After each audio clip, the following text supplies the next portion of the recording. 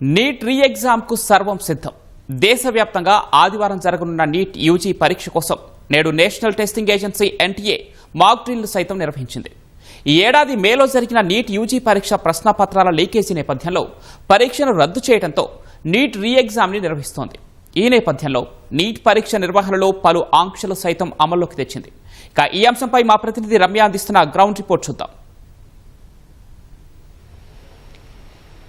Neat రీ ఎగ్జామ్కి సర్వం సిద్ధమైంది. దేశవ్యాప్తంగా ఈరోజు మొత్తం ఏవైతే సెంటర్స్లో పరీక్ష నిర్వహిస్తున్నారో వాటికి సంబంధించి ఎన్టీఏ మాక్ డ్రిల్ని సైతం నిర్వహించింది.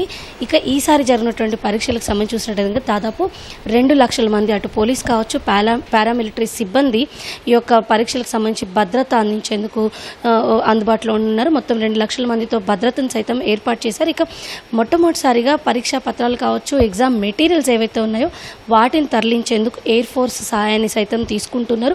వీటితో పాటుగా పరీక్షా పత్రాలను ఎక్కడైతే వెహికల్స్లో షిఫ్ట్ చేయాల్సిన అవసరం ఉంటుందో అక్కడ ఏవైతే వెహికల్స్కి జీపీఎస్ ట్రాకింగ్ ఉన్న వాటిని అందుబాటులో ఉంచడం జరిగింది. అయితే గతంలో ఈ ఏడాది మే 3వ తారీఖు జరిగినటువంటి నీట్ ఎగ్జామ్ పరీక్షా పత్రాల లీకేజీ నేపథ్యంలో దీన్ని క్యాన్సిల్ చేశారు. ఆ తర్వాత దాదాపు 7 వారాల తర్వాత, అంటే గతంలో పరీక్ష జరిగిన తర్వాత 7 వారాల తర్వాత తిరిగి ఇప్పుడు ఎన్టీఏ నీట్ రీ ఎగ్జామ్ నిర్వహించబోతుంది. ఇందులో దేశవ్యాప్తంగా 22,79,000 మంది వరకు కూడా నీట్ రీ ఎగ్జామ్ రాసే అవకాశం ఉంది. ఇక తెలంగాణ విషయానికి వచ్చినట్లయితే కనుక సుమారు 73,000 మంది ఈ పరీక్షకు హాజరు కానున్నారు. ఇక దేశవ్యాప్తంగా 551 నగరాల్లో ఈ పరీక్ష నిర్వహిస్తుండగా భారత్ కాకుండా మినహా 14 ప్రాంతాల్లో, అంటే భారత్ అవతల ఉన్నటువంటి 14 ప్రాంతాల్లో కూడా నీట్ పరీక్ష నిర్వహించున్నారు. ఆఫ్లైన్ విధానంలో ఈ పరీక్ష జరగనుంది.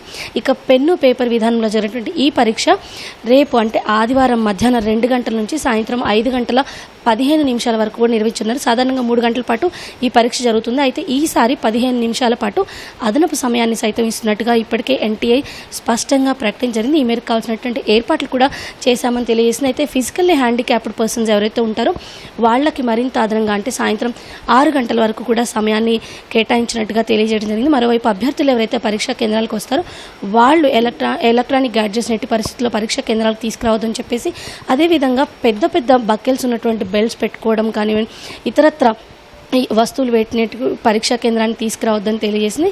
ట్రాన్స్పరెంట్ వాటర్ బాటిల్స్ని మాత్రమే పరీక్షా కేంద్రాల లోపలికి అనుమతిస్తాము అని చెప్పి కూడా ఎన్టీఏ స్పష్టంగా ప్రకటించింది. ఇక రేపు మధ్యాహ్నం 2 గంటల నుంచి సాయంత్రం 5:15 వరకు జరిగినటువంటి ఈ నీట్ రీ ఎగ్జామ్కి సంబంధించి అభ్యర్థులు ఎవరైతే హాజరవుతున్నారో వాళ్ళకి తెలంగాణ వ్యాప్తంగా ఉచితంగా బస్ సర్వీస్ను అందించినట్టు కూడా ఆర్టీసీ ఇప్పటికే ప్రకటించింది. దీనికి సంబంధించినటువంటి అడ్మిట్ కార్డులను చూపించి విద్యార్థులు వాళ్ళ పరీక్షా కేంద్రం దగ్గరలోనే బస్ నుంచి దిగేందుకు వీలు కల్పిస్తున్నాము అని చెప్పేసి, మరోవైపు వారికి ఉచిత ట్రాన్స్పోర్టేషన్ అందిస్తున్నట్టుగా కూడా ఇక్కడ ఉన్నటువంటి ట్రాన్స్పోర్ట్ విభాగం ఇప్పటికే ప్రకటించారు. దీనికి సంబంధించిన ఏర్పాట్లన్నిటి కూడా చేశామని చెప్పారు. ఇక ఈరోజు దేశవ్యాప్తంగా ఏదైతే మాక్ డ్రిల్ నిర్వహించారో ఈ మాక్ డ్రిల్లో రేపు జరిగినటువంటి పరీక్షని అన్ని విభాగాల సమన్వయంతో ఎలా నిర్వహిస్తాము అన్నదానికి సంకేతంగా అన్ని ఎలా సక్రమంగా జరుగుతున్నాయి అన్న దానికి ఒక పరిశీలనాత్మకంగా కూడా నిర్వహించారు. ఇక ఈ పరీక్షకు సంబంధించి 22,79,000 మంది దేశవ్యాప్తంగా పరీక్ష రాస్తుండగా 6,669 మంది అబ్జర్వేటర్లు దీనికోసం పనిచేయనున్నారు. ఇక ప్రతి పరీక్షా కేంద్రంలో కూడా ఒక సూపరింటెండెంట్, ఒక అబ్జర్వేటర్ని అందుబాటులో ఉంచున్నారు.